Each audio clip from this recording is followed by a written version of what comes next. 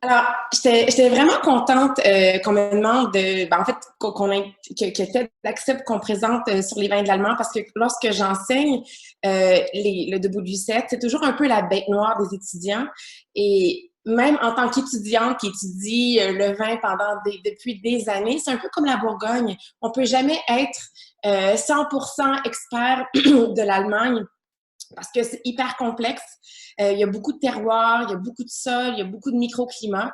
Et donc, lorsqu'on essayait de faire cette présentation qui va durer qu'une heure, ce qui n'est pas beaucoup, on a essayé vraiment de cibler quelque chose qui est plus adapté au Québec, c'est-à-dire pour vous donner les agents, peut-être des outils de vente, parce que si nous, on est intimidés par l'Allemagne de par sa complexité de terroir et la langue et les étiquettes, on peut s'imaginer à quel point le consommateur qui arrive devant un étagère ou sur une liste de vins, c'est un peu intimidant. Donc, je pense qu'il faut aller au-delà de l'étiquette. Il y a beaucoup d'atouts dans le verre qui nous permettent de communiquer les vins de l'Allemagne, mais surtout les vins de l'Allemagne d'aujourd'hui.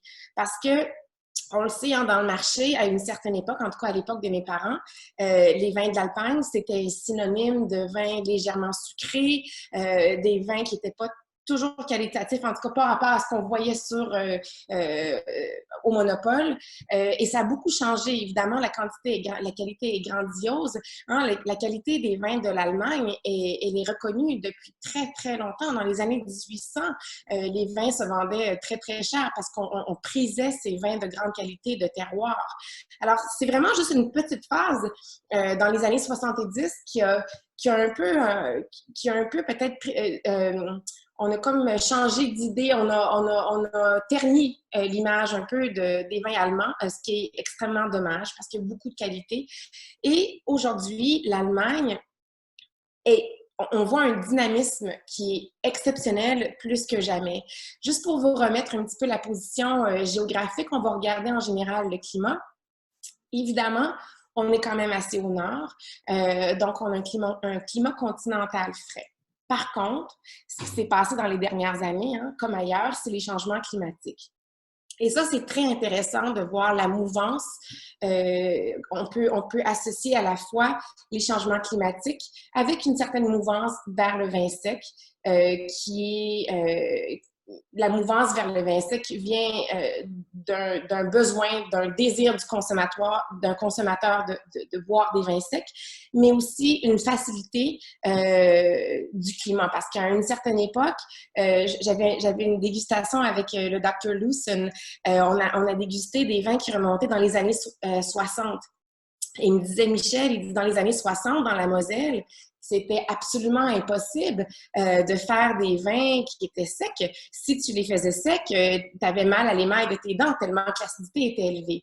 Donc, c'est certain que les changements climatiques, on a encore des vins qui ont une acidité très vive, mais on a gagné quelques degrés, des raisins un peu plus mûrs qui ont moins de difficultés à atteindre la maturité, ce qui nous aide à cette tendance de vin plus sec. C'est intéressant de remettre en contexte aussi hein, lorsqu'on regarde les hectares un peu partout dans le monde. Si on compare par exemple en Europe, l'Espagne, le nombre d'hectares en Espagne comparé à l'Allemagne, c'est très peu.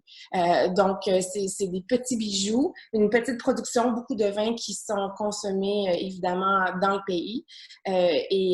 J'espère que ce matin, cette présentation va tous vous donner le goût de partager les vins de l'Allemagne un peu plus parce que je suis vraiment convaincue qu'au Québec, le style des vins allemands, surtout les styles qu'on connaît aujourd'hui avec cette modernité et cette tendance vers les vins secs qu'on voit et cette diversité qu'on va voir dans les cépages, c'est parfait pour le palais des Québécois.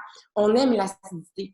Moi, je me souviens, lorsque je suis arrivée au Québec, il y a 5 ans, après m'être expatriée en Vancouver pendant 20 ans, j'allais dans les restaurants et j'étais impressionnée à quel point le consommateur était ouvert d'esprit et à quel point il aimait l'acidité et des vins de soif. L'Allemagne, lorsqu'on pense à toutes ces qualités-là, on peut certainement retrouver tout ça en Allemagne. On verra pas aujourd'hui les 13 régions parce qu'il y en a beaucoup. On va se pencher sur certaines régions qu'on voit peut-être plus dans notre marché. Très, très diversifié hein, en tant que climat. On va voir au nord, on a beaucoup de microclimats, donc évidemment au nord, on va avoir des climats plus frais. Au sud, un peu plus chaud, même vers une tendance de climat méditerranéen. Hein, lorsqu'on regarde le Faust, où est-ce qu'il y a des amandiers, on a des figues, on ne s'attend pas à ça en Allemagne. Donc, beaucoup, beaucoup de microclimats. Et on va regarder aussi à quel point, lorsqu'on est dans le nord, à quel point les coteaux escarpés et les rivières jouent un rôle très, très important pour aider les producteurs justement à aller chercher cette maturité du raisin avant les vendanges. On va regarder aujourd'hui plusieurs régions. Évidemment, la Moselle, qui est un peu presque un modèle lorsqu'on pense à l'Allemagne, surtout à la tradition. On va regarder Baden, la Franconie, Nahe, Pfalz, Rheingau, Rheinhessen.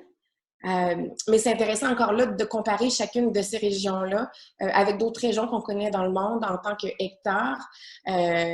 Encore là, on se rend compte que c'est quand même des petites régions. Donc, 51 à 48, ça serait intéressant. Hein? Quand on enseigne les cours, on dit toujours qu'idéalement, on veut des vignes qui sont plantées entre 30 et 50 parallèles sud et nord. Donc, l'Allemagne a toujours été considérée un peu comme un climat marginal. Ça serait intéressant de reparler de ça dans 10 ans parce que justement, avec les changements climatiques, les étés plus chauds, on voit vraiment des étés beaucoup plus chauds qu'avant. Et on se rend compte que dans des régions, par exemple, comme dans la Moselle, où on avait besoin à l'époque de laisser un peu de sucre résiduel pour aller équilibrer justement cette acidité élevée, aujourd'hui, j'ai devant moi un Riesling de la Moselle qui est sec, qui est absolument magnifique, qui n'est pas du tout trop acidulé. Et donc ça, les changements climatiques, ils font pour beaucoup. Évidemment, parfois, les gels printaniers vont être une difficulté, surtout dans le nord. Donc, l'exposition, avoir les bonnes parcelles va être très, très important. Donc, l'importance des rivières, cette photo a été prise à Rheinhessen. Donc, vous voyez, puisque ici, on voit les vignes qui sont exposées au sud, mais aussi face à la rivière. Donc, la rivière a deux rôles. D'une part, elle va évidemment refléter la lumière, le soleil aux vignes. On va aussi avoir le mouvement d'air, hein, parce que lorsqu'on a des problèmes de gelée, par exemple, le mouvement des rivières va engendrer un mouvement d'air, ce qui va mélanger les couches d'air froid et d'air chaud. Donc, les rivières jouent de multiples fonctions. Les sols, on va voir, il y a des endroits où est-ce que c'est un petit peu plus homogène, dont la Moselle, on va avoir beaucoup d'ardoise. L'ardoise qui va être hyper importante pour drainer, mais aussi absorber la chaleur. Donc, la Moselle qui est plus au nord, évidemment, va avoir besoin de tout ce qu'elle peut pour arriver à maturité. Donc, on va avoir besoin des coteaux escarpés. On va avoir besoin de ces sols noirs, justement, qui absorbent la chaleur et qui nous aident qui aide à favoriser la maturité du raisin. Mais c'est intéressant aussi, on va regarder tout à l'heure la région de Arles, où est-ce qu'on a justement le pinot noir qui s'exprime différemment si on compare le pinot noir sur le Los, qui est plus fruité, qui est plus rond, par rapport au pinot noir qui se retrouve plus sur de l'ardoise, qui est plus structuré, beaucoup plus ferme. Donc, même dans une même région, c'est difficile de généraliser parce qu'on a souvent plusieurs sols qui sont présents et les cépages, comme le Riesling, devient un peu le transmetteur du terroir. Donc, on a plein de nuances et ce qui fait la beauté et la complexité des vins allemands. C'est moi qui ai pris cette photo-là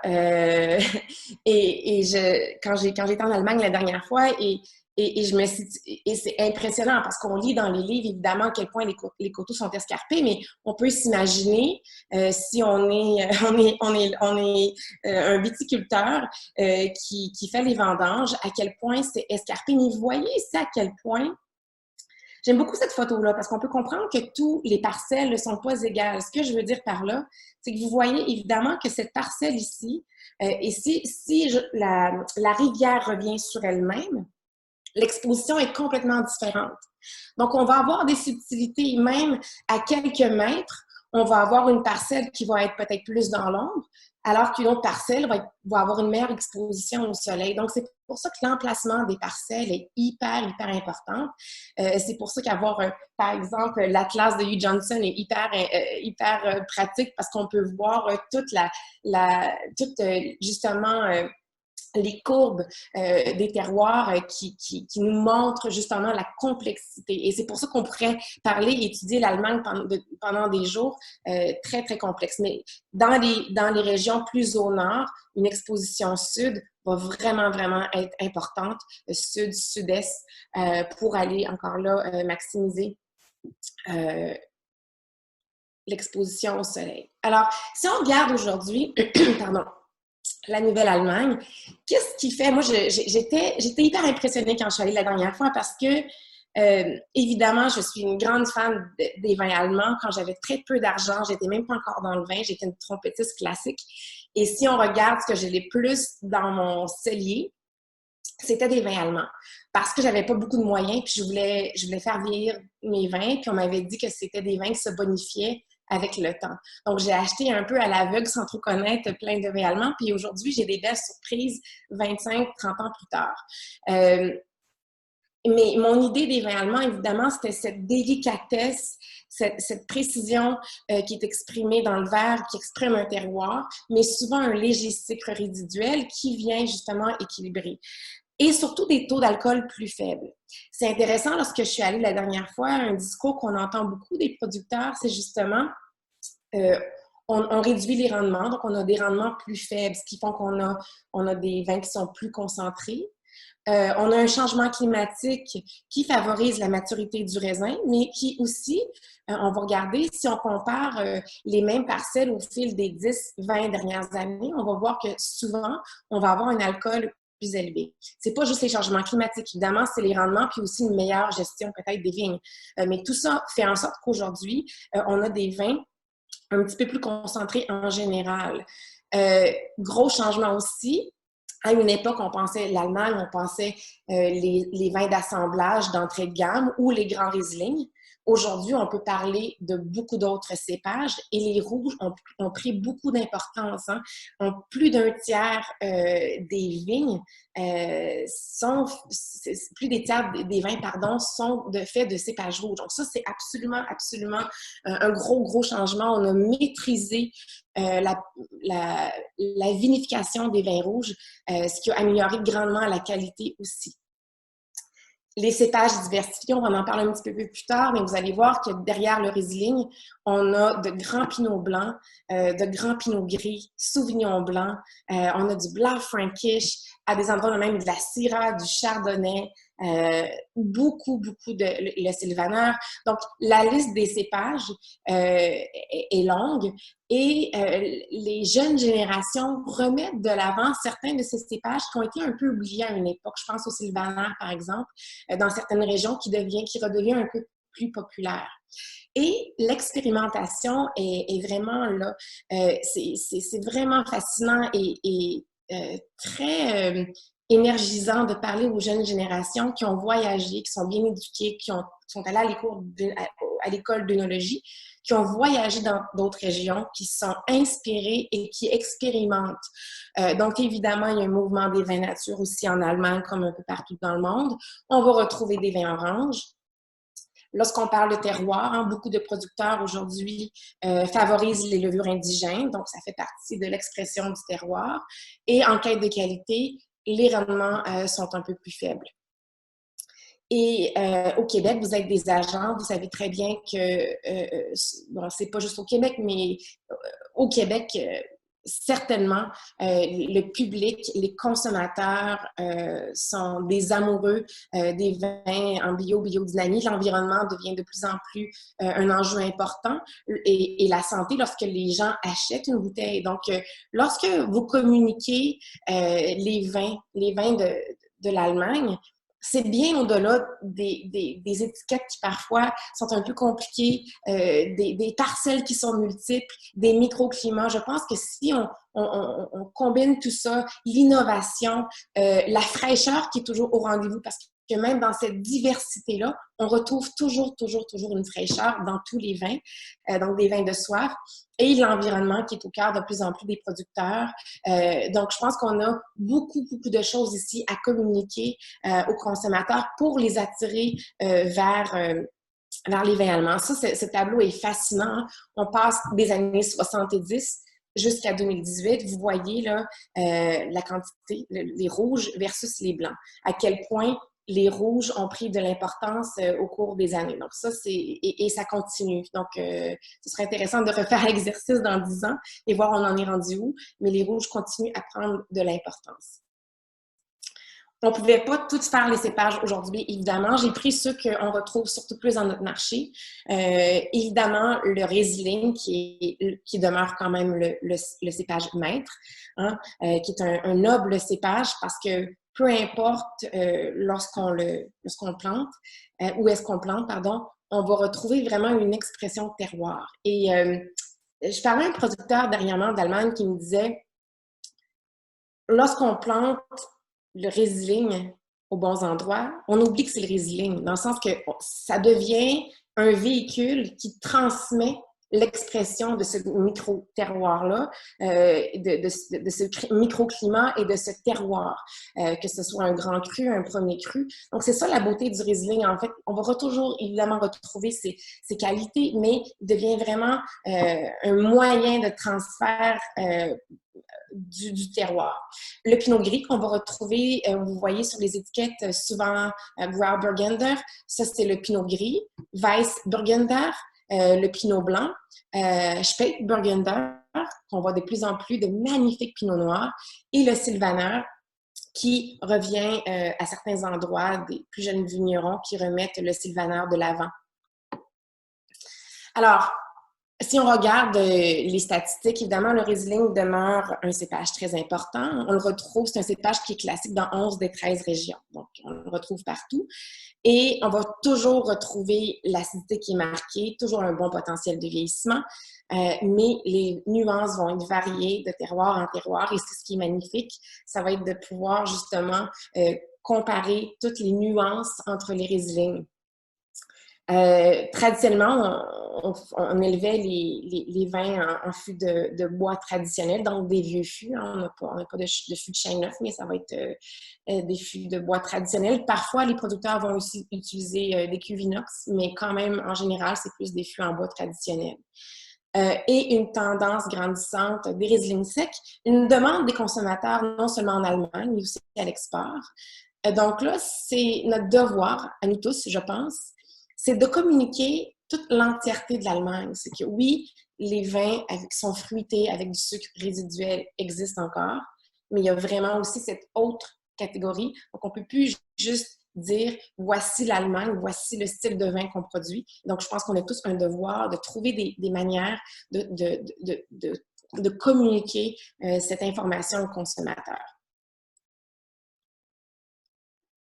Alors, on parle de Riesling, donc je me suis dit on allait visiter quelques régions qui sont connues pour le Riesling. Évidemment, lorsqu'on parle de l'Allemagne, pour moi, c'est la quintessence de la tradition, des Riesling traditionnels auxquels j'ai eu accès au tout début de ma carrière, hein, les grands Riesling de la Moselle, qui ont un potentiel de vieillissement exceptionnel, qui sont délicats, qui sont fins, qui sont précis. C'est sans doute parmi les Riesling les plus délicats de l'Allemagne. Et on est plus au nord, donc traditionnellement, il y avait ce besoin justement de laisser un sucre résiduel pour venir équilibrer cette acidité. Lorsqu'on regarde la Moselle, hein, il y a la Moselle, après ça, il y a le Saar River. Donc, il y a la Moselle, donc la rivière, puis ensuite, il y a deux rivières, et c'est tributaire, là, et on voit que la rivière, c'est comme un serpentin. Et tout à l'heure, lorsque je vous ai montré la photo, où est-ce qu'on voyait vraiment deux coins avec deux expositions complètement différentes, bien, la Moselle, c'est un peu ça. C'est qu'on voit que c'est pas toutes les parcelles qui ont la même exposition. Et lorsqu'on est dans une région aussi nordique, on a besoin de l'exposition sud, on a besoin des coteaux qui sont escarpés pour maximiser l'exposition au soleil aussi. On a besoin de la rivière pour refléter le soleil. On a besoin de tout. Hein? Donc, c'est pas toutes les parcelles qui vont être égales. Et donc, généralement, lorsque la rivière se retrace sur elle-même, c'est là qu'on va retrouver les bouts, les parties du terroir les plus à pic, hein, les coteaux les plus à pic, qui peuvent être jusqu'à 40 degrés d'inclinaison. Donc, ici, on va retrouver, on est plus sur des notes, souvent, je dis tout le temps, les notes de sorbet de lime, de citron, une minéralité. On a beaucoup d'ardoise, donc l'ardoise aide beaucoup ici. Il y a des nuances, mais en général, on a beaucoup d'ardoise. Donc, les sols noirs vont aussi favoriser l'accumulation de chaleur. Puis, on va retrouver ce côté, est-ce qu'on n'est pas censé dire ça, mais quand même, ce côté minéral. Et pour ceux qui ont eu la chance de goûter de vieux vins de cette région-là, lorsqu'on goûte des vins avec un sucre résiduel important en jeunesse, puis qu'on les goûte 20 ans, 30 ans plus tard, on oublie le sucre. C'est le terroir qui a pris tout l'espace, puis c'est très difficile de dire à l'aveugle le nombre de sucres résiduels qu'il y a parce que justement, le sucre se fond et le terroir prend toute sa place avec le temps. Donc, et aujourd'hui, comme je le disais, cette tendance de faire des vins sucrés, qui a été plus tardive dans la Moselle, mais qui est très présente aussi aujourd'hui, qu'on retrouve justement parce que le changement climatique nous permet d'avoir des Riesling plus secs dans cette région-là aussi. Assez magnifique. L'autre région, on a la région de Rheingau. Ici, on voit bien la rivière dont je vous parlais tout à l'heure, qui est vraiment en forme de serpentin dans la Moselle. Ce que vous avez dans la région de Rheingau, vous voyez que toutes les vignes sont plus au nord de la région. Donc, ça fait quoi, ça? Ça fait que toutes les vignes, presque, sont exposées, ils ont une exposition sud, donc toute l'exposition idéale. On a donc aussi, on a la rivière qui va aussi nous donner le reflet du soleil. On va aussi avoir au nord, on a la forêt de Taunus qui va nous protéger des vents. Donc, tout ça crée un microclimat, ce qui fait que traditionnellement, on parle aujourd'hui d'une tendance vers des vins secs, mais traditionnellement, la région de Rheingau était à la fois très réputée pour ses vins secs et aussi ses vins plus sucrés, ces grands vins desserts. On va regarder tout à l'heure les différents noms, les différentes catégories de vins. Mais donc, la région de Rheingau avait une plus grande facilité de mûrir ses raisins, de par le microclimat que je viens de vous parler. Donc, on avait une tendance déjà à faire des vins plus secs. Aujourd'hui, évidemment, de plus en plus, on dit qu'environ 80% de la région produit des vins secs. Donc, si on compare un Riesling de Rheingau à un Riesling de la Moselle, évidemment, il y a toujours des nuances. Puis à Rheingau, les sols sont hyper diversifiés. On a du loess, on a des parties de calcaire, des parties d'ardoise. Donc, c'est très, très varié. Donc, on va avoir aussi beaucoup de nuances, mais en général, on peut s'attendre à des vins un petit peu plus charpentés que les vins de la Moselle, un petit peu plus de chair. On va avoir généralement un petit peu plus d'alcool dans le verre aussi. Puis, on commence à avoir plus des arômes de fruits à noyaux, hein, de pêche blanche, de nectarine. Encore là, il va y avoir des nuances. C'est plus complexe que ça, mais ça vous donne une petite idée. Vous voyez ici, là, en fait, j'ai pris cette photo, quelqu'un l'a pris, mais c'était pour vous donner l'idée de l'inclinaison à Rheingau. Puis vous voyez, là, toutes les vignes, j'aurais pu prendre cette photo à des kilomètres, là, on voit que toutes les vignes font vraiment face au sud. On continue avec le Riesling dans la région de Nahe. Cette région, en fait, a longtemps produit des vins, était responsable de produire beaucoup de vins d'entrée de gamme, des vins fruités, pas très complexes, les vins qui ont peut-être terni à une certaine époque les vins de l'Allemagne. Mais ces vins-là étaient issus plus des plaines, des terres fertiles. Nahi a de magnifiques, magnifiques terroirs. On le dit toujours lorsqu'on explique le style des vins de Nahi, on a un peu une combinaison de l'expression du terroir pur de la Moselle avec la matière de Rheingau, puis on a aussi cette longévité. Et les terroirs sont très complexes et les sols sont très complexes. Donc, on aurait ici plusieurs microclimats, plusieurs types de sols. Donc, de dire de faire une généralité sur les vins, c'est difficile, mais si on revient à la Moselle, on aurait des vins qui ont certes la longévité, le côté minéral, mais on aura quand même plus de matière. Et là, les sols vraiment très, très diversifiés. On a du grès, on a de l'ardoise à des endroits, on a du loess, on a de la gravelle à certains endroits. Donc, tout ça va varier. Et les meilleures parcelles vont vraiment vont être à côté des rivières, où est-ce qu'on a des coteaux plus escarpés, où est-ce qu'on est protégé des vents, et les sols sont plus pauvres, de plus petits rendements, et c'est là qu'on va retrouver les meilleures parcelles. C'est tellement difficile de passer à travers toute cette information aussi rapidement parce que on pourrait passer une journée juste sur le terroir de cette région-là. Donc, vraiment, je vous invite, j'ai devant moi ce livre ici, puis le site des vins d'Allemagne aussi est bien, mais si vous avez ce livre-là, vous pouvez vous perdre des heures et des heures de Hugh Johnson, mais des heures et des heures on voit toutes les parcelles, toute la nuance des terroirs, des expositions de chacune de ces régions. Donc, si vous voulez passer un peu plus de temps pour démystifier, je vous invite à le faire. Comme disait Ted hier, on donne un peu, c'est comme des tapas. On fait juste un petit teaser des vins de l'Allemagne pour espérer de vous donner le goût de continuer. Donc, ça, c'est la région de Nahe. Et la dernière région qu'on va voir pour le Riesling allemand, c'est l'Est-Rhénan. Évidemment, c'est planté plus que dans ces 4 régions-là, mais on s'est concentré sur ces 4 régions-là aujourd'hui. L'Est-Rhénan, pour moi, je m'y attendais pas, mais quand je suis allée visiter, c'est la région qui a complètement envolé mon cœur. Parce qu'il y a vraiment, il y a un berceau de jeunes vignerons qui sont dynamiques, ils ont soif d'apprendre, ils ont une soif d'améliorer les choses. Leur région était à un certain moment aussi beaucoup concentrée sur les plaines. Où est-ce qu'on avait des rendements plus élevés, des vins peut-être moins qualitatifs. Ce qui est intéressant aujourd'hui, évidemment, on a toujours les plaines, mais cette vague de vignerons jeunes et dynamiques font de très, très bons vins sur les plaines qui sont plus des entrées de gamme, qui sont plus empreintes peut-être du cépage que du terroir, mais qui sont excellents, qui sont prêts à boire maintenant. Et on retrouve ici, là, c'est vraiment le coin ici qu'on va retrouver là, les grands terroirs. On retrouve de vins qui sont grandioses, avec des rendements plus faibles, un potentiel de vieillissement.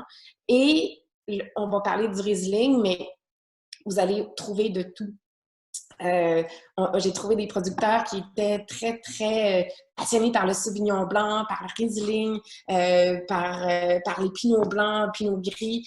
Donc, on voit vraiment cette diversité dans l'Est-Rhénan qui est hyper inspirante. Puis on voit que, justement, même si c'est un pays qui a beaucoup de tradition, on n'est pas... Oui, ça existe vraiment un mouvement qui est présent dans l'Est-Rhénan. Encore là, un peu comme Nahi, c'est difficile de vous généraliser l'Est-Rhénan, le style des vins allemands, parce que justement, c'est très diversifié, mais je peux vous dire qu'on aura encore là, si on revient à un comparatif avec la Moselle, des vins qui ont un petit peu plus d'alcool. Et ça, c'est intéressant parce que dans cette région-là, lorsque je parlais aux producteurs, c'est vraiment là qu'ils disaient que souvent, ils se disaient, oui, mais nous, on aime les vins avec un alcool plus faible. On aime que les vins allemands soient autour de 12 degrés. Donc, si on réduit trop les rendements et qu'il y a un changement climatique, on a peur d'aller vers le 13, le 14. Donc, c'est intéressant de constater à quel point les gens dans la région étaient consciencieux de ça. Il y a aussi un engouement pour le Sylvaner. Donc, il y a des producteurs dans la région qui redécouvrent ce cépage qui était très, très présent à une époque, puis on le replante et on retrouve ça. Puis il y a beaucoup de pionniers aussi pour la bio, pour les vins bio et la biodynamie. Donc, Si vous êtes des agents qui représentez ces vins-là, mettez ça de l'avant parce que c'est des choses qu'on doit communiquer aux gens. Alors, ça c'est l'Est-Rhénan, magnifique région. Je sais que certains d'entre vous ont des vins. Je voulais juste en parler évidemment un peu rapidement parce que c'est pas tout le monde que les vins. Puis les vins sont là, on les a mis sur la présentation et Catherine va vous la partager. Donc après, si à un moment donné, vous voulez revisiter à la maison avec votre livre, avec les terroirs et regarder, vous allez pouvoir redéguster si vous ne les avez pas ce matin. Peut-être partager ces bouteilles avec un groupe d'amis pour apprendre sur l'Allemagne, ça vaut vraiment la peine. Ça, c'est intéressant parce que j'ai choisi le premier vin. C'était vraiment pour vous démontrer cette tendance, même dans la Moselle, des vins qui sont secs, quelque chose qu'on voyait moins dans le passé. Donc ça, c'est et c'est pas trop acidulé. 2017, c'est un millésime un peu plus difficile. Au final, on a retrouvé des très, très beaux vins, mais il y a eu quand même du gel, la graille, une plus petite quantité, mais le vin est absolument magnifique. J'ai fait la dégustation des vins hier et wow, jamais on pourrait dire non, non, mais ce vin devrait avoir un peu de sucre résiduel pour équilibrer l'acidité. Le vin, il est précis, il est minéral. Pour moi, il exprime la quintessence de la Moselle. L'autre vin, et là, j'ai oublié de vous mettre que c'était dans ce vin-là. En fait, je vais vous le montrer ici, la bouteille. Je vous montre la bouteille, puis je vais vous expliquer tout à l'heure les classifications, là, mais lorsqu'on en va parler, vous allez peut-être voir, on voit ici le GG. Là. Donc, ça, c'est ici d'une parcelle, la parcelle qui est Stein, qui est un grand cru, en fait. Et ça, c'est dans la région de c'est la Franconie. Et la Franconie, on va le voir tout à l'heure parce que c'est une région qui est connue pour ses sylvaнаires. Hein, et à l'époque, le raisin avait plus de difficultés à arriver à maturité dans cette région-là. Et avec l'arrivée des changements climatiques et l'amélioration aussi de la gestion des vignes, on voit de magnifiques Riesling dans cette région-là aussi avec un potentiel de vieillissement. Et Stein, c'est une des parcelles les plus réputées dans la francophonie. C'est vraiment au cœur de la Franconie. Et j'ai dit la francophonie, au cœur de la Franconie. Et il y a comme une rivière qui fait comme en fait un U. On est au cœur là, de la région. Et donc, on est exposition sud, un domaine familial qui est en biodynamie. Et je parle des changements climatiques parce que cette famille-là, entre autres, est très investie dans le combat des changements climatiques. Donc, si vous voulez aller passer un peu de temps pour aller voir, là. Et encore là, la concentration. En fait, ça, c'est la grandeur du Riesling parce qu'on a à la fois une concentration, mais c'est jamais lourd. On voit l'extra sec qui est très, très... On a beaucoup d'extra sec, mais on a toujours l'élégance, la précision. Ça me fait un peu penser comme une ballerine qui est musclée, mais qui a une élégance, une précision dans ses mouvements. C'est impressionnant. Donc, allez goûter ces vins-là, c'est absolument magnifique. Alors, on change de cépage. On va parler des Grauburgunder, donc Pinot blanc. Je le sais qu'il y a je parlais à Benoît, un agent en fait hier qui me disait que pour un de ses producteurs qu'on va déguster tout à l'heure, le Pinot Noir, il a demandé à son producteur de mettre à l'arrière des étiquettes que c'était du Pinot Gris. Parce que souvent, les producteurs, en fait, les consommateurs ne savent pas nécessairement que le Grauburgunder, c'est du Pinot Gris. Je ne sais pas si c'est quelque chose que vous trouvez pertinent pour la vente ou pas, mais c'est toujours une possibilité. Si vous trouvez que peut-être pour les agents, pour les consommateurs, ça peut être pertinent de le mettre derrière les étiquettes pour indiquer aux gens quel type de cépage. 6,5% des vignobles. Encore là, ça continue à monter, donc ce serait intéressant de refaire cette présentation dans 10 ans parce qu'ils prennent de plus en plus de place. Des styles qui sont diversifiés, on a une tendance à des vins plus secs et on va voir des expressions différentes selon les terroirs, selon les microclimats. Et je vous ai montré là, ici à l'écran les 4 régions où est-ce qu'on retrouve le Pinot Gris en plus grande quantité. On va en retrouver tout à l'heure. Et l'autre qui est le Weißburgunder, donc le Pinot blanc, aussi présent. Le Pinot blanc, je vais déguster tout à l'heure 2 Pinots blancs. Et hier, quand je dégustais, je me disais, je suis en train de faire mon Master Wine, puis lorsqu'on a une dégustation à l'aveugle, il faut toujours argumenter pourquoi on arrive à notre conclusion. Et hier, je dégustais au Pinot Blanc de Donoff, de la région de Nahay, et je me disais, à l'aveugle, je crois que j'argumenterais la Bourgogne, le Chardonnay de la Bourgogne. Il y avait un côté un peu sur la réduction complexe. Tu oublies le cépage, en fait, complètement. C'est vraiment le terroir qui prend le dessus. Donc, tu as un rappel un peu de certains vins blancs bourguignons. C'est hyper fascinant.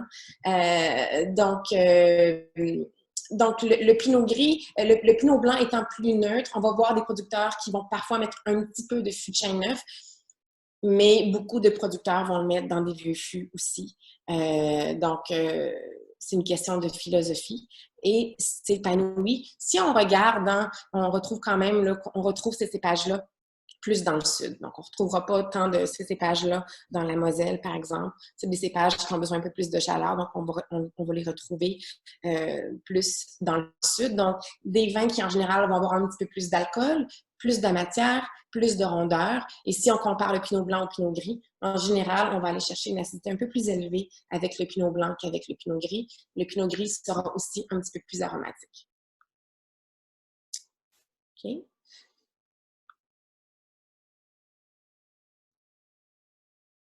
Alors, la région de Pfalz, tout à l'heure, je parlais de l'Est Rhénane comme région qui est hyper dynamique. C'est un peu en blague. Évidemment, il y a des gens dynamiques partout en Allemagne, mais c'est certain qu'il y a des régions qui ont beaucoup de ces jeunes vignerons qui veulent innover. Et dans la région de Pfalz, c'est vraiment ça, en fait. Donc, il y a toujours un peu ce... Est-ce que c'est la région de l'Est Rhénane ou le Pfalz qui est plus dynamique? Les deux le sont. Donc, si vous connaissez l'Alsace, on n'est pas très loin. Hein? Donc, on a la forêt noire là, qui borde la région de Fas ici et qui est l'extension des Vosges. Donc, ça, évidemment, ça nous amène beaucoup, beaucoup de soleil. On dit qu'on a environ 2000 heures de soleil par année. Donc, on va avoir, évidemment, si on retrouve les sols ici, encore là, sont très diversifiés. Mais si on retrouve des parcelles qui sont exposées sud, qui sont protégées des vents par les montagnes et qui sont très, très ensoleillées, évidemment, on va s'attendre à des vins qui sont plus charnus, qui sont plus riches, un petit peu plus de matière et aussi plus d'alcool. Hein. Si vous comparez tout à l'heure le Riesling de la Moselle, il était très typique, à 11%, alors que lorsque j'arrive dans la région de Pfalz, je vais commencer à avoir souvent du 13,5, du 14. C'est ça, c'est très... l'important, c'est toujours l'équilibre. Hein. L'alcool, c'est pas si important, mais évidemment, ça nous donne une indication de la maturité du raisin et l'accumulation de sucre dans les raisins. On va parler tout à l'heure de d'autres régions pour le Pinot Noir, mais ça vaut quand même la peine de mentionner que dans le Pfalz, oui, on a du Riesling. Le Riesling ici va être plus emprunt, on va avoir plus de notes exotiques, aussi des notes de miel. Hein? On commence à se rapprocher peut-être plus du style d'Alsace, bien qu'on soit encore en Allemagne. Et on va avoir beaucoup, les 3 pinots, Pinot blanc, Pinot noir, Pinot gris. On a quand même un tiers des vins qui sont produits dans cette région-là qui sont rouges. Donc, on a quand même une quantité importante de vins rouges. Et on retrouvera plus au sud de la région, là, c'est là qu'on va retrouver du pinot blanc, du pinot gris, du pinot noir, parfois même du chardonnay, alors que plus au nord, c'est là qu'on va retrouver plus de Riesling.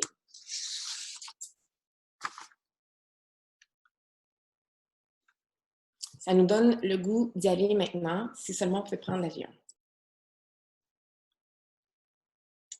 Alors là, l'idée, c'était d'avoir un pinot gris et un pinot blanc. Et je voulais avoir le pinot gris de Donoff et le pinot blanc de la région de Pfalz.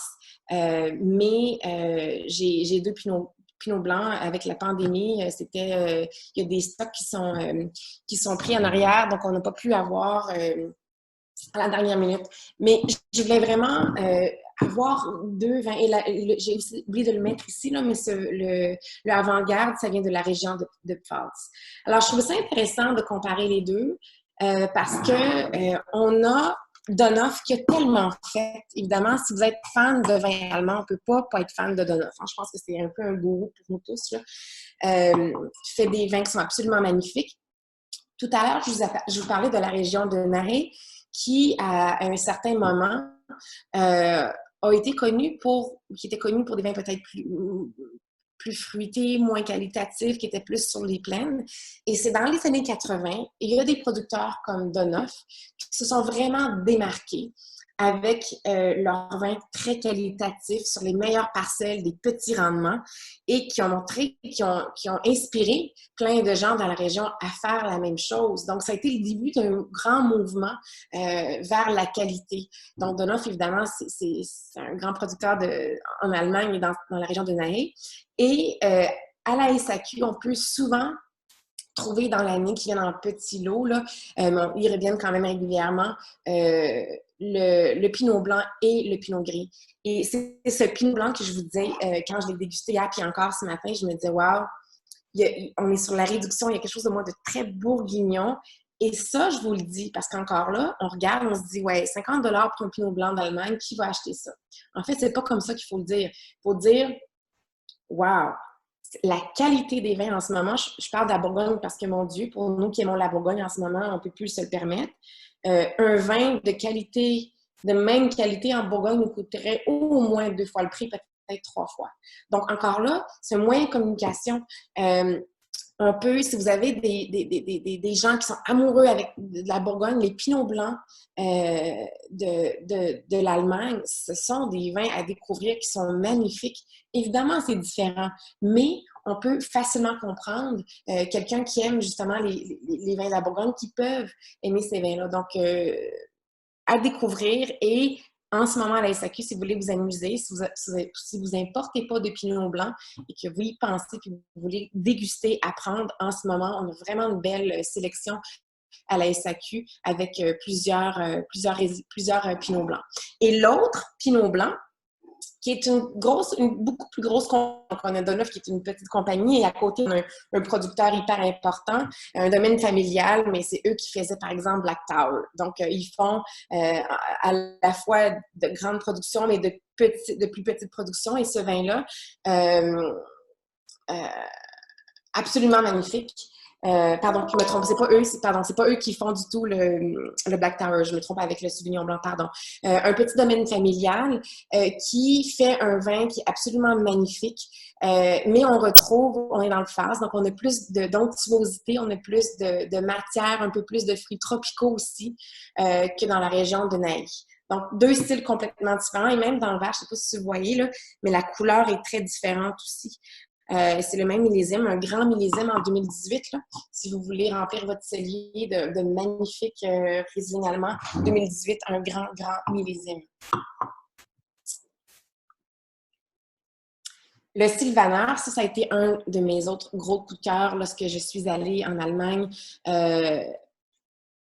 On les voit pas beaucoup ici. Si vous êtes des agents je voulais en avoir un ce matin puis j'en ai pas parce que il y en a pas beaucoup. Mais si vous en avez dans votre portfolio à faire découvrir, il y a une renaissance, il y a eu une décroissance dans les dernières années, mais dans la région, par exemple, de Hesse-Rhénane, les producteurs essaient justement de remettre de l'avant ces cépages. En général, on va avoir une acidité qui est plus faible que le Riesling, un petit peu moins d'extra sec, moins de matière, des vins qui sont assez neutres, mais, mon Dieu, qui expriment un terroir. Donc, on va regarder la Franconie tout à l'heure, où est-ce qu'il y a une région qui se spécialise dans les sylvanères. Et lorsqu'on met le sylvaner dans notre cellier, en jeunesse exprime aussi le terroir, mais un bon potentiel de vieillissement. On a des belles surprises. Et on dit dans la région que c'est un classique avec les asperges. Je vous le dis parce que en ce moment, c'est le temps des asperges au Québec. Donc, si jamais vous en avez dans votre cellier, vous en avez en importation privée, c'est un bel accord à faire. Donc, la francophonie qui est ici. Le sylvaner, l'enjeu avec le sylvaner, ça a toujours été que c'est sensible à la gelée printanière parce que les bourgeons sortent assez tôt. Mais la Franconie, j'arrive pas à dire francophonie, la Franconie, c'est une région où le Riesling, à l'époque, avait plus de difficultés à mûrir. Donc, on avait planté du sylvaner qui vient à maturité beaucoup plus tôt. Dans la région, on retrouve aussi plusieurs croisements, justement, qui avaient plus de facilité à venir à maturité que le Riesling. Mais aujourd'hui, on retrouve certains de ces Riesling qui sont magnifiques et aussi de beaux pinots noirs qui sont plus à l'est de la région de la Franconie. Donc, à découvrir. Mais les sylvaner, je vous le dis, si vous pouvez en trouver à découvrir, magnifique, facile à boire. Il y a une légèreté dans ces vins, je trouve.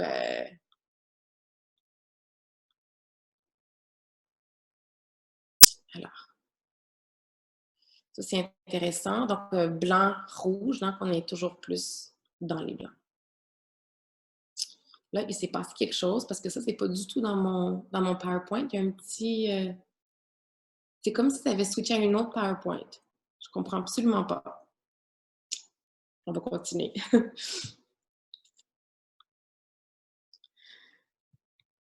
Je ne sais pas combien d'entre vous avaient eu la chance de déguster des pinots noirs de l'Allemagne, mais il y a plus de 20 ans, au tout début de ma carrière dans le vin, à la fin des années 90, j'habitais en Colombie-Britannique et j'étais curieuse, je voulais tout goûter et j'avais découvert le pinot noir et je dégustais les pinots noirs de l'Allemagne qu'on avait de disponibles au Monopole dans l'Ouest et, j'étais, comment dire, toujours déçue. C'était pas des vins j'ai trouvé, il y avait trop d'extraction, de l'amertume, on maîtrisait pas bien la vinification. Et là, wow, complètement changé. J'ai fait une classe de maître en Autriche, mais qui réunissait en fait plein de pinots noirs de partout dans le monde. Et c'était à l'aveugle. On devait trouver d'où venaient les vins. Et vraiment, chaque fois, les pinots noirs de l'Allemagne étaient toujours parmi mes vins préférés. C'était à l'aveugle, donc je ne le savais pas. Et ça m'a impressionné la qualité. Et qu'est-ce qui fait qu'on a une qualité grandissante? Ben, on s'est tourné vers des clones qui sont plus appropriés. On a maîtrisé les méthodes de vinification. On sait que le pinot noir, c'est pas toujours évident. Donc, les vignerons ont vraiment maîtrisé une méthode de vinification qui est aussi beaucoup inspirée par les bourguignons. Il y a aussi les changements climatiques, donc des régions où est-ce qu'on était peut-être moins apte à faire du bon pinot arrivé à maturité, qui aujourd'hui est beaucoup plus facile. Et on en plante de plus en plus parce qu'il y a une demande domestique. Puis il y a aussi beaucoup d'opportunités pour l'export. Encore là, chers agents, moi je suis une amoureuse des Bourgognes rouges. J'ai pas les moyens de les payer, en tout cas très peu. Alors là, encore là, les gens, même les restaurateurs, se posent la question. Les restaurateurs se posent la question euh, comment on peut remplacer sur notre carte des vins que les gens n'ont plus nécessairement les moyens de se payer. Ben, les pinots noirs de l'Allemagne, il y en a à la SAQ en ce moment là, autour de 20 $ jusqu'à 50 $ et plus. Donc allez vous amuser. Vous allez trouver de bijoux qui sont absolument, absolument magnifiques.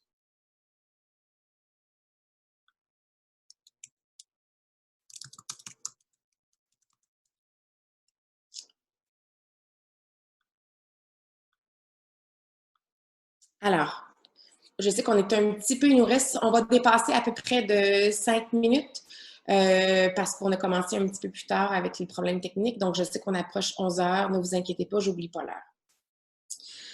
La région de Art, on ne parle pas beaucoup de cette région-là, hein, mais le pinot noir est un cépage roi dans cette région-là.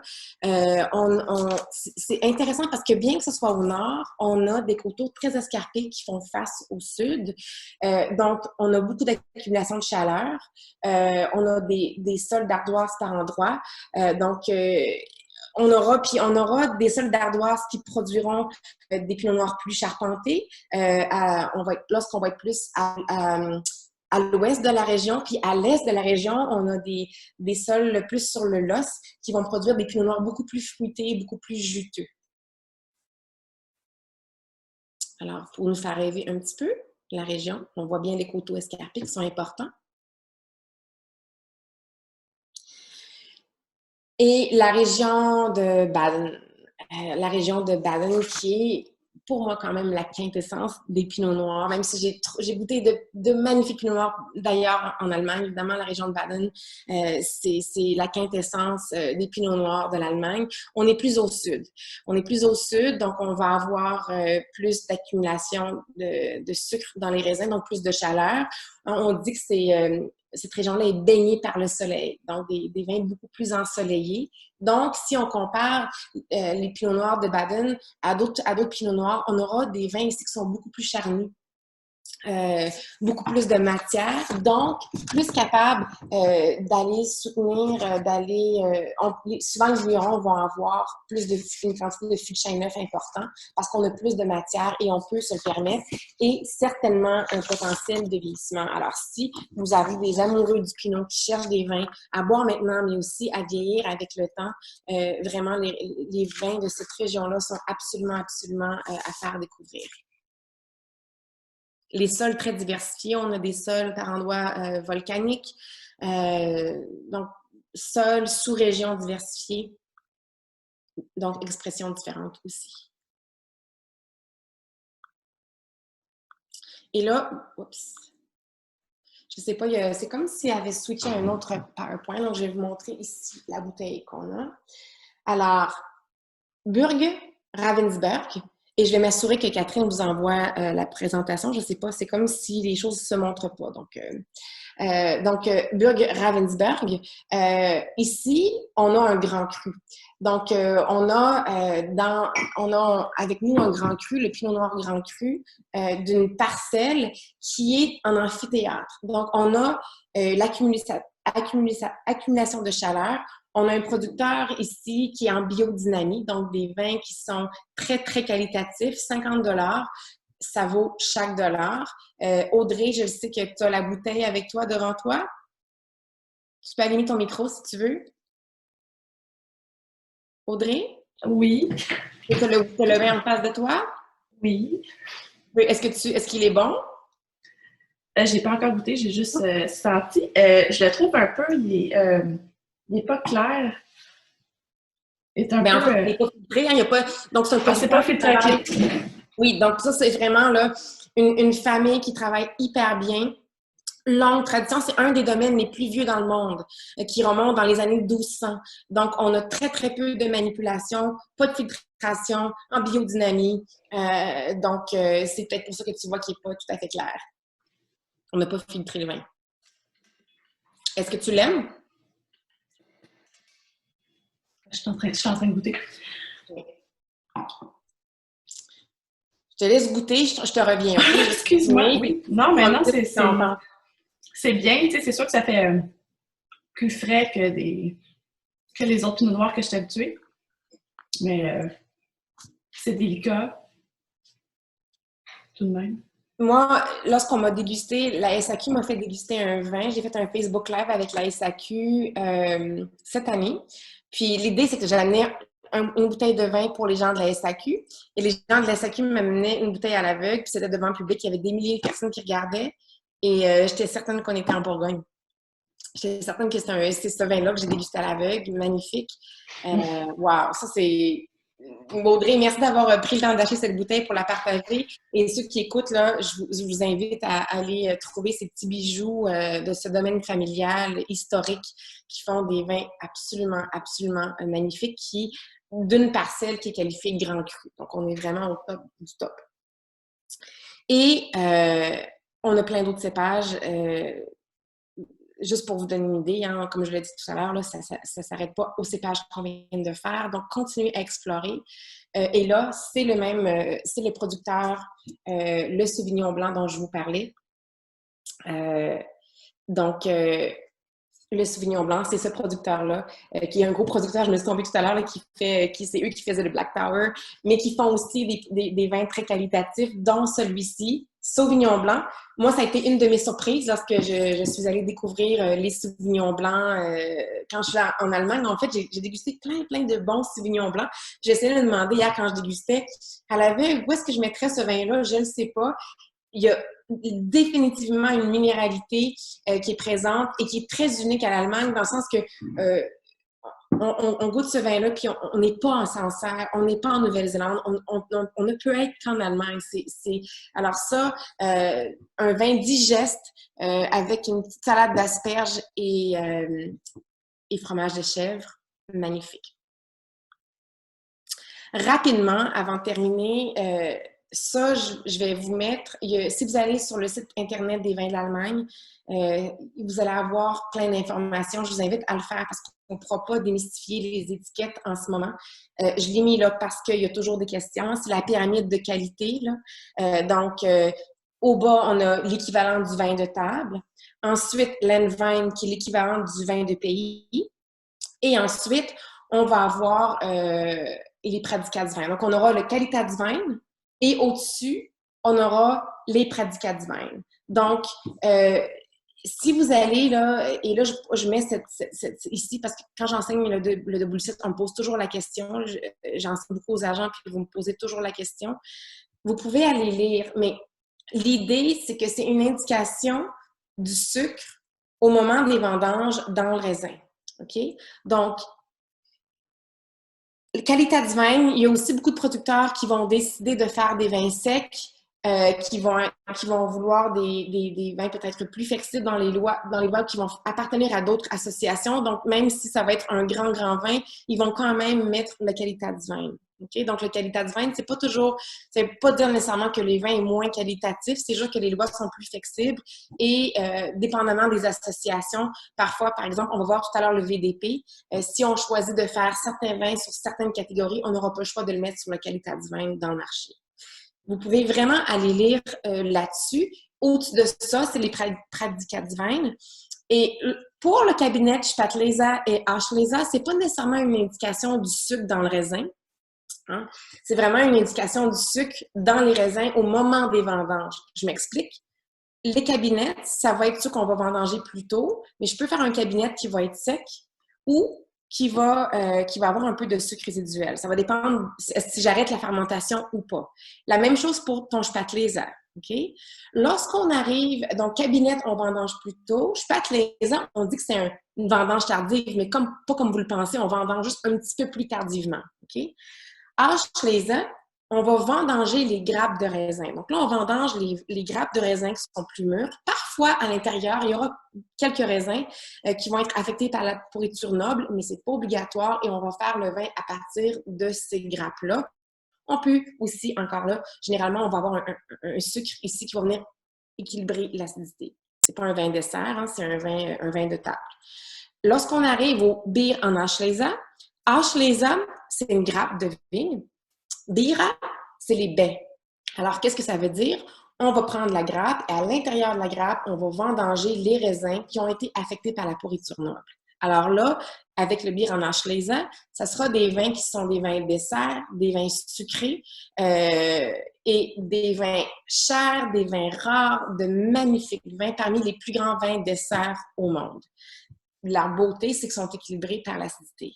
Eiswein, vin de glace, je pense que vous connaissez ça, vous connaissez bien ça étant au Canada. Donc, les raisins sont gelés. Et dernier, Trockenbier en Auslese. Alors, Auslese, ça veut dire grappe. Bira, la baie. Trocken, sec. Alors là, on vendange les baies dans les grappes qui sont tellement secs, qui sont tellement affectés par leur pourriture noble, qui sont presque secs. Hein? Donc, c'est encore plus concentré, encore plus sucré que ton bier en Auslese, encore plus rare. Donc, si tu vois ça, quelqu'un t'offre un verre, tu dis oui, s'il vous plaît, des vins qui ont un grand potentiel de garde. Et les plus grands exemples viennent des Riesling, sans aucun doute.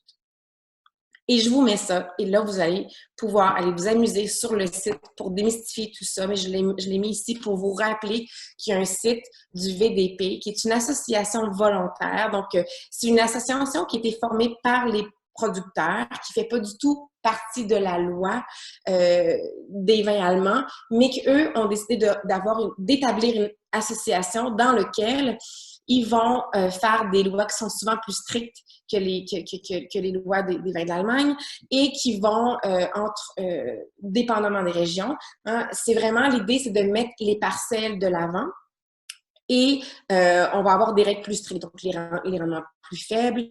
Et là, Vous avez, par exemple, au bas de l'échelle du VDP, on va avoir Goodsvine qui doit être un vin fait à partir de tes propres raisins, donc de parcelles dont tu es propriétaire. Ensuite, Ordivine, c'est un peu l'équivalent du village. Hein, si vous connaissez, là, en Bourgogne, on ne veut pas comparer, mais c'est un vin qui est issu d'un village, donc une commune. Donc, tu peux avoir des parcelles dans différents endroits, mais qui sont dans le même village. On va l'appeler le Ordivine. Ensuite, Urtulaga, c'est l'équivalent du premier cru. Et le grosse laga, c'est l'équivalent du grand cru. Et à chaque fois que tu montes dans la pyramide, les lois sont plus strictes. Ce qui est important de savoir, c'est que lorsqu'on arrive à Herzlaga et Grosse Laga, là, on parle vraiment de parcelles. Donc, on a regardé dans chacune des 13 régions quelles sont les parcelles qui sont les plus qualitatives et on va pouvoir mettre ces parcelles-là sur les étiquettes. Mais toutes les lois qui entourent ça sont les rendements, toutes les légalités derrière chaque catégorie est sur leur site. Donc, je vous l'ai mis ici, je vous l'ai mis rapidement parce qu'on pourrait en parler encore longtemps, mais c'était juste pour vous donner un petit teaser pour vous dire, allez vous mettre à jour sur toute cette pyramide et ce que ça veut dire. Et là, vous aurez aussi les sites importants lorsque vous allez voir. Et en terminant, parce que vous êtes des agents, c'est très important, évidemment, de regarder l'évolution de la part de marché. Hein? Donc, on regarde là au Canada. Hein? Bon, on a en Allemagne, donc on compare les chiffres là, de la vente. Oups! Vous allez pouvoir regarder ça après aussi, de l'avoir comme référence. Mais moi, je pense que lorsqu'on regarde les chiffres, c'est... Il y a tellement de place à prendre plus de place. Hein? On doit tous, même si le Québec, hein, moi je suis fière de nous, on est quand même en montée. Si on regarde à comparer d'autres pays, d'autres provinces, pardon, on est quand même, on réussit très, très bien, mais on peut encore prendre plus de place, surtout que ces vins-là sont tellement adaptés pour les palais québécois. Donc, moi, je dis que faisons notre travail pour justement aller chercher ces ventes et introduire ces vins allemands à nos consommateurs. Et là, vous pouvez voir encore là les chiffres ici.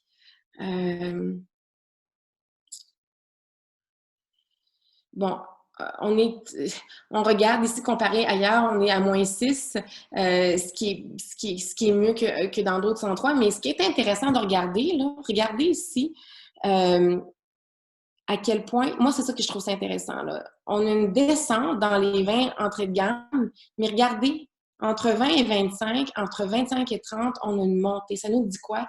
Ça nous dit que les gens sont prêts à payer pour avoir des vins qualitatifs. Alors, en conclusion, moi, je dirais que si on met sur la qualité des vins allemands, si on met sur les vins de soif, sur la fraîcheur, sur les vins de gastronomie, hein, on n'en a pas parlé beaucoup aujourd'hui, mais des vins de gastronomie, et cet engagement vers le bio, vers la biodynamie de plusieurs producteurs, vous avez en main des bons éléments de vente.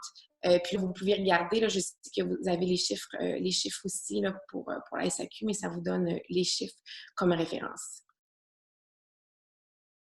Alors voilà. Ted? Oui. Michel, merci. C'est un marathon parce qu'on ne peut pas tout dire en 1 heure. Hein, donc, disons que merci Michel pour cette teaser, disons un petit pretzel. Du monde de vin allemand parce qu'il y a tellement de choses à présenter. Mais merci de partager avec nous cet amour pour les vins de ce pays. Je tiens à informer les gens aussi que nous avons un bureau de vins d'Allemagne, moi-même et mon équipe, et nous sommes prêts à vous aider pour toute question concernant l'Allemagne et le développement de vos affaires au Québec. Nous avons des matériaux promotionnels, éducatifs, et aussi nous organisons des événements de promotion d'éducation. Nous pouvons vous relier avec des nouveaux fournisseurs si ça vous intéresse aussi en Allemagne. Donc j'aimerais encore une fois te remercier, Michel, et aussi à toi, Québec, pour cette opportunité en ce temps troublé et de monter ce bel défi de la découverte des vins allemands. Donc, merci de ma part.